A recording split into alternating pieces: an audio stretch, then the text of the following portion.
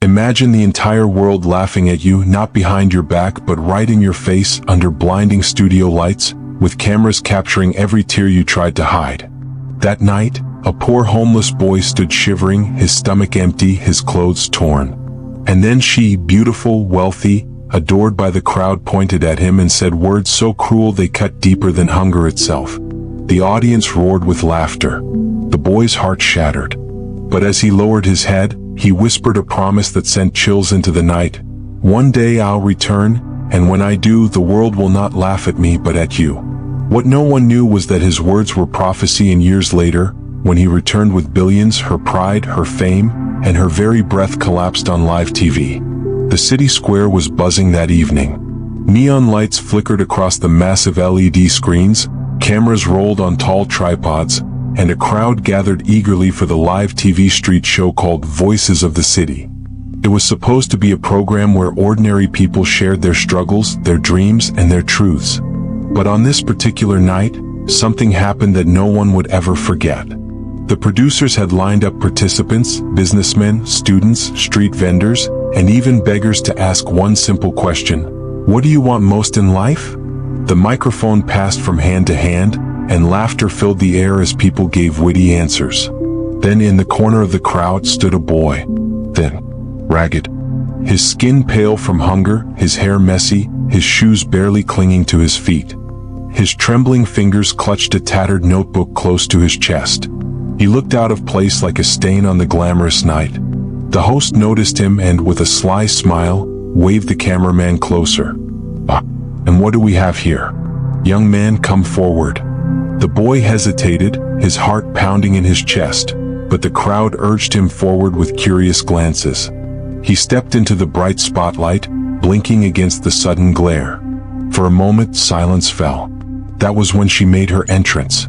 Clara Weston, the rising media darling, socialite, and influencer. Known for her beauty, designer dresses, and sharp tongue. She strutted across the stage in heels that clicked like hammers, her red dress hugging her curves, her smile blinding. The crowd cheered wildly for her, chanting her name. She basked in the glory, waving her perfectly manicured fingers like a queen acknowledging her subjects. Her eyes fell on the boy and her lips curled into a smirk. "Oh my God," she said loudly enough for the microphone to catch. "Who let him in here? Is this a TV show or a charity drive?" The crowd erupted into laughter. The boy froze. His chest rose and fell sharply, but he said nothing. The host chuckled nervously. "Clara, come on, let's hear him speak." She tilted her head, eyes gleaming with mockery. "All right, sweetheart. Tell us, what do you want most in life? A bath? A sandwich? Or maybe just a little dignity?" The boy's throat tightened. The microphone hovered in front of him. His lips trembled as he whispered, I want a chance. I want to build something. I want to change my life." It was a simple plea, but Clara threw her head back and laughed. Her laughter rang like glass shattering, sharp and merciless. "Change your life? Honey, the only thing you're building is a permanent spot on this street corner. Look at you. Torn clothes, no shoes, smelling like the gutter. You think you'll ever be more than this?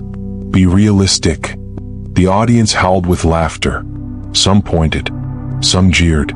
The cameras zoomed in on the boy's face, his cheeks red, eyes glistening with unshed tears.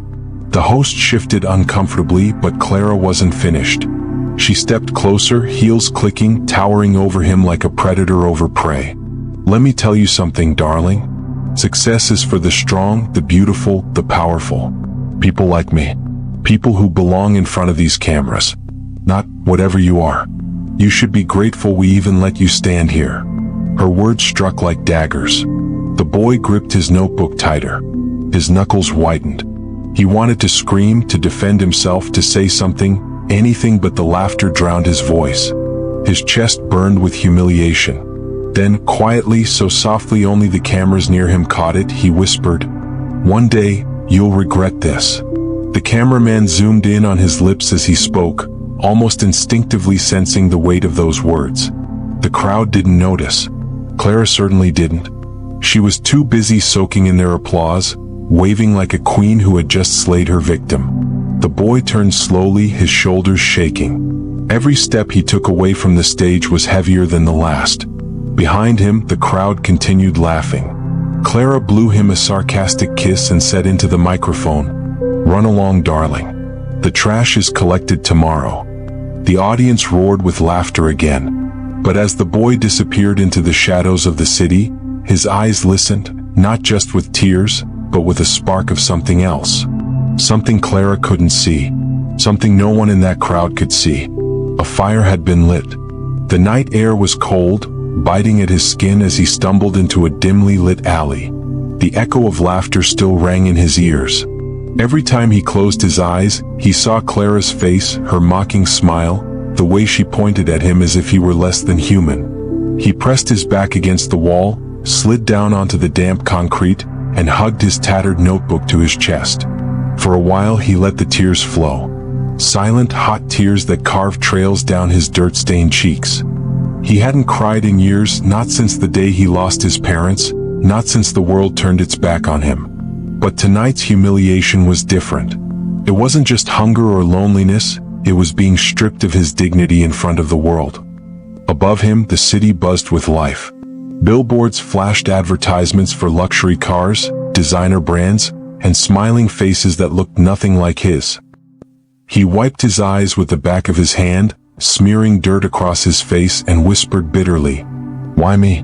Why does life hate me so much?" The notebook in his hands slipped open, its pages worn and fragile. Inside were scribbles, drawings, ideas, plans. Not childish dreams, but carefully thought-out business sketches. A delivery service for small shops, a design for affordable housing, notes about how technology could change lives. He had filled the notebook over the years, even when his stomach growled with hunger. He stared at the pages now, and something inside him shifted. Clara's voice mocked him again in his mind. "Success is for the strong, the beautiful, the powerful. Not whatever you are." He clenched his fist. "No, she's wrong. She has to be wrong." His tears dried, replaced by something sharper. Rage. Determination. A hunger deeper than the one in his belly. He remembered his father's words before he died, "Son, life will kick you down. But the real test is whether you stay down or rise again." The boy wiped his face, sat upright, and looked at the city lights glowing in the distance. They weren't mocking him anymore. They were calling him. That night he made a vow. "I will rise. Not tomorrow, not next year, but one day. I'll build an empire so great, the same cameras that laughed at me will beg to tell my story." He stood up, still trembling but with a fire burning in his chest. For the first time in years he didn't feel powerless. He felt awake. The next days were brutal. He begged for odd jobs, sweeping shop floors, washing cars, even carrying heavy loads for market women. Most people dismissed him, some mocked him, but a few tossed him coins or scraps of food. He used every opportunity to learn, to listen. He watched how small shops managed their money, how vendors attracted customers, how businessmen bargained. At night, he returned to his alley, notebook in hand, scribbling down everything he learned. One evening, an old bookseller named Mr. Ade noticed him reading outside his stall. "Young man, you've been staring at that finance book all day. Do you even understand it?" The boy smiled faintly. "I'm trying. Numbers make sense to me." The bookseller studied him, then handed him the book. "Take it. You need it more than anyone else I know."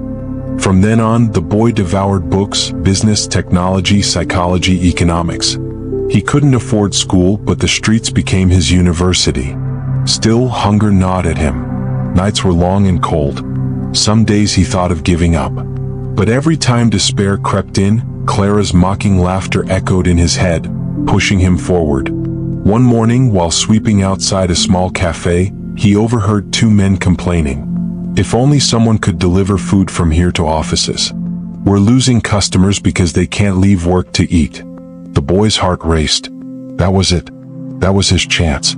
That night, he wrote furiously in his notebook, "Delivery service. Fast, reliable, affordable. Start with one bicycle." The next week, he convinced the cafe owner to let him try. With an old borrowed bicycle and a torn backpack, he began delivering food to office workers. At first, people laughed, just a ragged boy pedaling around. But when they tasted the food, still hot and fresh, word spread. Within a month, he had more orders than he could handle.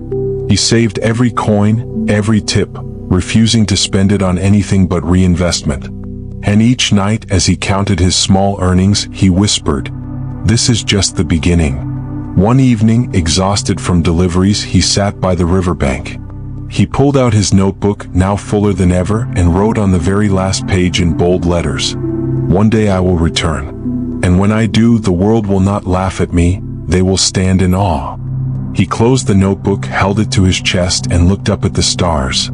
For the first time since the humiliation, he smiled not out of happiness, but out of certainty. The boy who had been mocked, shamed, and broken was gone. In his place stood someone else. Someone who believed in the impossible. Someone who would stop at nothing to rise. The turning point had come. The fire had been lit. And soon the world would feel its heat. Years passed, and the boy who once clutched a tattered notebook in a dark alley was no longer just a boy. He had become a young man hardened by hunger, sharpened by rejection, and fueled by a relentless determination that never dimmed. His food delivery service, once just a rusty bicycle and a backpack, had grown. First came the extra bicycles. Then came a small team of street boys he trained, giving them work and purpose. Where others saw a ragtag bunch of dirty kids, he saw potential. He gave them uniforms, taught them punctuality, drilled into them the value of service. Soon, offices across the city depended on his little team. But he didn't stop there. With his savings, he rented a tiny office space, bare walls, one desk, and a flickering bulb. Yet, in that room, he mapped out a bigger vision. He studied global delivery platforms, logistics systems, and technology. At night, while his team slept, he stayed awake scribbling equations, designing systems, and sketching out what he believed would be the future. Still, success did not come without pain. One rainy season, disaster struck. Orders doubled, but his small team couldn't keep up. Deliveries were late. Customers complained. Some businesses withdrew their contracts. Competitors mocked him, saying his little dream was finished. For a week, he sat in his tiny office, staring at the walls. Failure whispered in his ears. Clara's voice echoed again, "You'll never be more than this." But then, instead of giving in, he flipped open his notebook and wrote in bold letters, "Failure is not the end. It is feedback." He studied what went wrong. The answer was clear: scale and system. He needed proper infrastructure, not just boys on bicycles. So he made a decision that changed everything. He took his small savings and pitched his idea to investors. It was in a sleek glass building, the kind he used to stare at from the streets. Nervous but determined, he stood before 5 men in suits. His clothes were secondhand, but his words burned with conviction. "Gentlemen," he began, "this city is growing. People are busier than ever. They want convenience. They want speed. I started with one bicycle, and in 6 months, I've handled over 10,000 orders. With the right investment, I can build a logistics network that will serve not just this city, but the entire nation." The investors exchanged skeptical glances. One of them smirked. "And why should we trust a street boy with no degree, no background, and no experience?" For a moment, silence. Then the young man pulled out his notebook, flipping to pages filled with numbers, charts, customer data, and strategies he had meticulously recorded. His voice was steady. "Because while others talk about ideas, I've lived this business with my blood.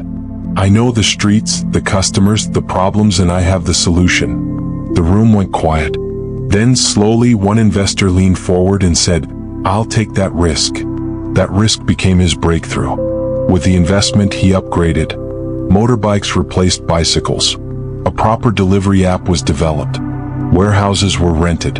His small operation transformed into a company with hundreds of employees. The city buzzed with his brand. Billboards rose with his logo. Ads flashed across buses. Suddenly, the boy who once begged for scraps was building a name that everyone recognized. But he didn't stop there. He reinvested every profit, branching into tech startups, real estate, and manufacturing. He studied international markets, traveled to conferences, shook hands with billionaires who once would have never looked at him. For every success, he faced 10 rejections, but each rejection only fueled him further. He slept little, worked endlessly, and kept one thing close at all times: that old notebook. On its cover, torn and faded, were still the words he once scribbled, "One day I will return." Years later, the world began to notice. Magazines called him the street boy genius. Headlines screamed, "From homeless to billionaire entrepreneur." He was invited to speak at universities, inspiring thousands. Yet, deep inside, he never forgot that night of humiliation. The laughter, Clara's voice, the sting of shame. And so, when a global talk show sent him an invitation to appear as a billionaire guest, he didn't hesitate. He smiled as he read the letter. The show's name? Voices of the City. The very stage where he was mocked. And the guest co-host for that special night? Clara Weston. The boy, now a man with billions, closed his notebook one last time and whispered, just as he had years ago, "This is the beginning of my return." The night was electric. The TV studio shimmered under dazzling lights, the cameras polished, the audience buzzing with anticipation. Voices of the City had grown into one of the most popular live talk shows in the nation. Tonight's episode was promoted for weeks. A mystery billionaire guest will be revealed live on stage. Seats were packed, social media was on fire, and millions tuned in from home. On stage, the hosts prepared, laughing and chatting. And there she was, Clara Weston. Time had treated her well, or so she thought. Dressed in a glittering gown, makeup flawless, she still carried herself with the arrogance of someone who believed the world revolved around her. Years of fame had fed her ego. Tonight, she was radiant, smiling at the cameras, waving to fans, enjoying every second of the spotlight. But beneath that beauty was the same cruel heart. She had long forgotten the boy she mocked years ago. To her, he was just another nameless victim swallowed by time. The show began with its usual cheer. The host bantered, the crowd clapped. Then the room dimmed. A drum roll echoed. "Ladies and gentlemen," the host announced, his voice booming with excitement. "Tonight we reveal a man who rose from nothing to everything. A man who turned pain into power. A man whose name you will never forget. Please welcome our billionaire guest." The audience roared. Spotlights swung wildly, searching. Then from the far side of the stage he walked in. Tall, confident. Sharp suit tailored perfectly. His presence commanded silence. The crowd gasped, phones shot into the air, flashes exploded like fireworks. Clara's smile froze. Her painted lips trembled. Her hands, once waving, clutched the chair arm. She leaned forward, her eyes wide, struggling to breathe, because she recognized him. The sharp jawline, the piercing eyes, it was him. The boy she had mocked, torn clothes and all. Except now he wasn't broken. He wasn't trembling. He wasn't starving. He was power itself, wrapped in wealth, carrying the aura of a man who had conquered the world. The billionaire smiled not with arrogance, but with calm grace. The host extended his hand. "Welcome, sir. It's an honor to have you. You've built empires, inspired millions. Tell us what drives you." He took the microphone slowly, his eyes never leaving Clara's face. "What drives me?" he said softly, his voice carrying across the silent room. "A promise I made years ago. A promise I whispered when I stood right here, humiliated in front of the world." The crowd murmured. Cameras zoomed in on Clara. Sweat glistened on her forehead. The billionaire turned fully to the audience. "Many years ago on this very stage I was mocked, called worthless, laughed at because I had nothing. But I told myself one day I would return. And today here I stand, not as that broken boy, but as the man who built billions from nothing." The room erupted. The audience leapt to their feet, clapping, cheering, shouting his name. Clara sat frozen, her face pale, lips trembling. She tried to smile, but the cameras caught her shaking hands. The host, grinning ear to ear, leaned in. "That's incredible. What a story. But tell us who mocked you? Who tried to break you?" The billionaire paused. His gaze turned, sharp as a blade, landing squarely on Clara. The crowd followed his eyes. Gasps filled the air. He didn't need to say her name. Everyone understood. Clara's face drained of all color. She shook her head slightly, whispering, "No, no." The billionaire raised the microphone again, his tone calm, not angry. I don't stand here for revenge.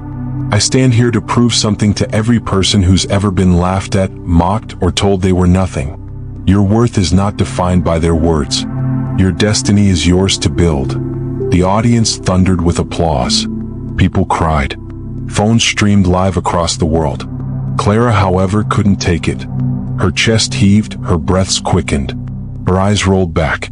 And right there, under the blinding lights and in front of millions of viewers, she collapsed to the floor. The studio erupted in chaos. The host shouted for medics. The audience gasped. Cameras zoomed in on her fainted body. Social media exploded. Clara Weston faints on live TV after billionaire revelation. But the billionaire remained still, composed, his eyes steady. He didn't gloat. He didn't smirk. He simply looked down at her, then turned back to the audience and bowed his head respectfully. The boy who had been mocked had returned not with anger, but with dignity. And the world would never forget it. The studio was in chaos. Medics rushed to Clara, lifting her limp body onto a stretcher. The cameras tried to cut away, but it was too late. Millions had already witnessed her collapse. Social media feeds exploded with hashtags. Hashtag Clara exposed. Hashtag from nothing to billionaire. Hashtag justice served. The billionaire stood tall, calm in the storm. The host, flustered, whispered, "Sir, do you want to continue or should we pause the show?" He glanced at the trembling audience, then back to the camera. His jaw tightened, his eyes steady. "Continue." The crowd erupted in applause. The world leaned in, hungry for his words. He stepped forward, microphone in hand, commanding the silence with a quiet power that no lights, no fame, no wealth could manufacture. It was the power of truth. "Years ago," he began, his voice low but sharp enough to pierce every heart, "I stood here as nothing. And the one who humiliated me believed she had destroyed me. But I learned something important. Humiliation doesn't kill you, it shapes you. Pain doesn't bury you. It pushes you deeper until you rise stronger." The crowd roared. Some stood, clapping wildly, others wiped tears from their eyes. I didn't return to mock her as she mocked me. I returned to show the world that dignity, patience, and perseverance are the greatest weapons against cruelty. Because wealth fades, beauty fades, fame fades, but character lasts forever. The applause was deafening. He continued, "To the young man sitting at home right now broken, to the young woman mocked by her classmates, to the worker insulted by a boss, to anyone who has ever been told they are worthless, remember this night. Remember that no voice, no insult, no mockery can erase the greatness written inside you." Phones streamed his speech live. Within minutes, clips of his words spread worldwide. Headlines were already forming. From mockery to triumph, the billionaire who took over the stage. Backstage, Clara was being treated. Reporters swarmed, cameras clicked, her once untouchable reputation crumbling. Brands began pulling contracts. Fans unfollowed in droves. Years of arrogance shattered in a single night. The billionaire didn't stop there. He pulled out a small leather notebook worn from age. "I carried this book every day," he said, holding it high. "Inside it, I wrote a single promise. One day I will return here not broken but unshakable. And tonight I fulfilled that promise." The audience gasped. Tears flowed freely. People shouted his name, their voices echoing like thunder. The host, overwhelmed, stepped aside. The stage, the lights, the cameras all belonged to him now. He closed with words that would be quoted for years to come. "Forgive those who mock you, but never forget the lesson they taught you. Rise so high that their laughter becomes nothing but an echo behind you." The studio exploded into a standing ovation. Strangers hugged each other, chanting his name. By the time the show ended, the billionaire had become a global symbol of resilience. News anchors called it the most powerful moment in live television history. Students quoted him in classrooms. Motivational speakers replayed his speech. His story became a beacon of hope for millions. And Clara? Her downfall was swift. The empire she built on arrogance crumbled. Endorsements vanished, interviews canceled, and her name became a cautionary tale, the star who mocked the wrong man. Months later, while the billionaire expanded his empire and launched scholarship programs for the underprivileged, Clara was spotted in a quiet cafe, sunglasses hiding her face, her fame reduced to whispers. The world had moved on. But for the billionaire, it was never about revenge. It was about proving that destiny favors the resilient, that broken boys and girls can become giants, that the mocked can rise to inspire the world. And so, the boy who once stood trembling under the spotlight left the stage as a man who owned it, his story echoing across generations. Justice wasn't loud. It wasn't cruel. It was public, poetic, and eternal. What are your thoughts on this story? Please leave your comments and please subscribe, like, and share this story.